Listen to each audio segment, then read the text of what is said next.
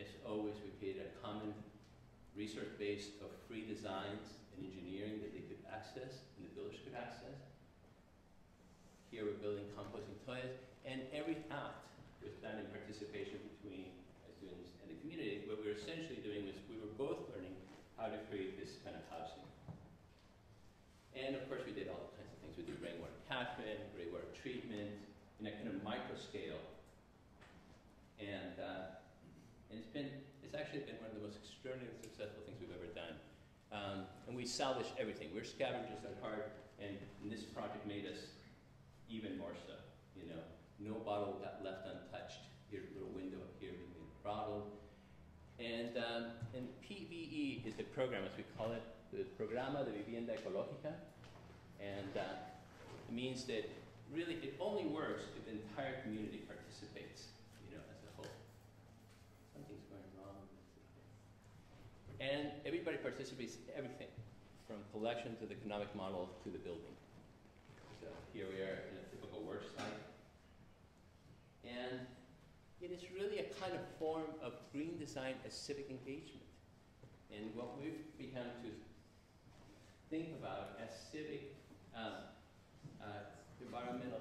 environmentalism, the kind of idea that your responsibility to the environment, your responsibility to your society are not separate things, but actually complicit and integral and a cohesive whole that we too much in the West separate and try to parse into separate identities, whereas the reality is that if you separate it, you lose the power of each in the capacity to transform the other in the way you do. So here's a typical house. We have the sleeping units, the kitchen and bathroom this side, a little covered outdoor space. Actually, those things you see as line, actually gates, these gates that are made out of salvaged materials, beautiful salvaged gates. We did this studio originally with a roll studio out of Alabama. They came and taught us how to make hog-tied fences, beautiful fences.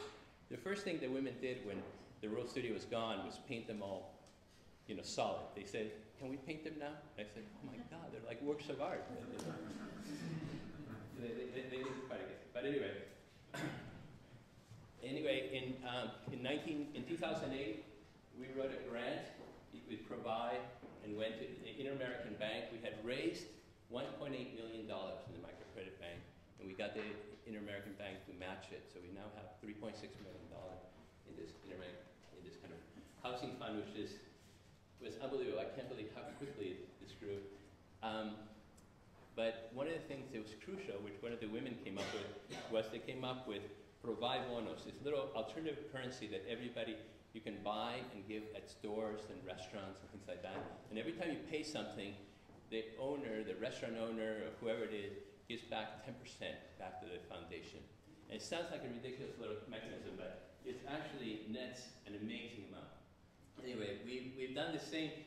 I was doing this work in Texas, at the University of Texas, in collaboration with 5 other universities, but principally out of there. And out of it, we decided to go home and try it out at home. And realizing, you know, the kind of economics of American family, you know, the fact that we used to live in 1,000 square foot houses, and with 3.6 members after World War II, somehow we've managed to live in almost 2,500 square feet with only 2.4 people. And then we started realizing that there was an extreme need of housing in Central Texas, and we said, well, you know, can't we take that lesson, bring it home, and apply it to our own society? We couldn't find a damn place to build it. And out of it, we kept looking and looking, and finally one of my students decided to take the aerial view, which has been so powerful for us, and realized that, my God, the city is riddled with alleys that Texas abandoned 15 years ago when one of its tax limitation measures, and they no longer service. And out of those alleys, if we began to survey and looked at plats and looked at the regulations, city regulations, we put all of this information into the GIS, the global information system, we realized there were over 7,000 buildable lots in the areas of need. And so we decided to initiate the Alley Flat Initiative, which became this process of beginning to get people to think of the alleys as being maybe a viable streetscape for a secondary unit which would enhance their lots, increase their the usefulness of their land, increase the value of their land. And this was an incredibly complex thing because on one side we needed, like Roberta does, to create visions for what those alleys might look like. Here we're putting chickens and bioswale. I mean, it's nuts. You know, there's even the monuments, arches of Utah we put in there. But it captures people's imagination. We had hundreds of these posters. We hung them all over the alleys. People voted on them. This is what our vision we wanted, etc. But they began to think of the alley as maybe an alternative fabric, which was more ecological, which was friendlier, which it was almost like your back door, your kitchen door. And it allowed us to get a series of people to agree to have housing built. And our focus was actually to see if we could make it at $80 a square foot, which is the low-income building cost in Central Texas. We could build the first net zero homes at any cost that had been built in Texas. And so we came up with a whole catalog of pieces of 40 different houses. We got people to sign up for the houses. We had a lottery to see who would go first. This was the first one to go. A neat little house, which we built. And we have now built 2 houses, which actually have turned out.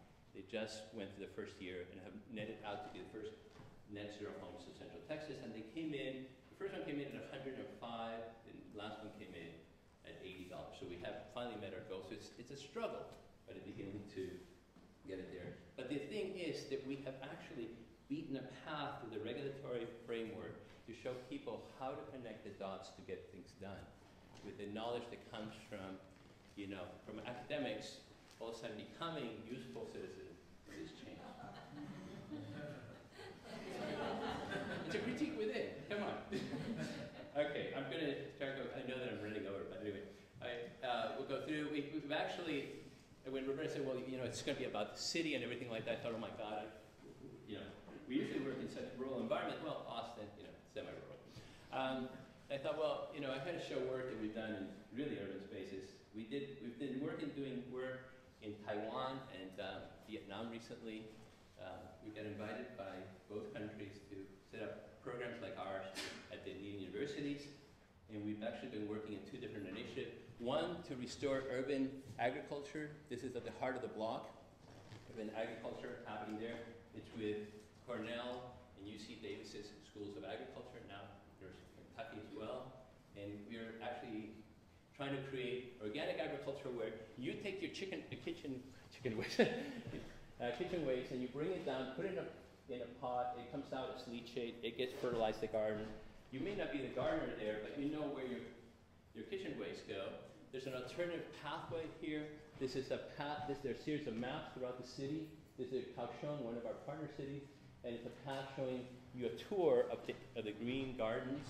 They're at the heart of the city. So you can have 2 views of the city. You can walk the streets and see these beautiful buildings. You can walk through the alleys of the city and see an agrarian vision of the city. As I was leaving Taiwan, 2005, I was invited to Chinatown to be a National Science Scholar in 2005. As I was leaving, there was a very dramatic act of urban, disaster. They decided to put gigantic machinery and cut an 8-lane road right through the middle of an old part of the historic city. So there are all these new buildings, but here you see all the old 17th and 18th century houses with their steep roofs. And we thought, with my students, we have to do something. We just finished this project, but we have to do something. So what you see here are a series of art projects. Here, a bunch of people holding up the roof, the family members holding up the roof that was destroyed.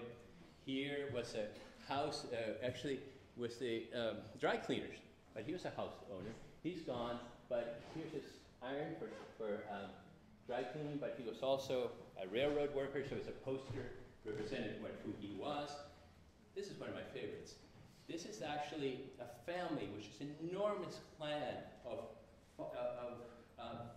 people who work in the public market, in the agricultural public market, and these are all pictures of all the members of the family, almost 1,000 people. And yet they're put out on the streetscape. It's kind of a radical statement that all of a sudden their house is gone, and what you're seeing is into the heart of the house, and you're exposed almost to the family's pictures. Here's this is artistically one of my favorites. Now in neon, it's actually the interior of the house that was destroyed. And this is somebody's kitchen that we made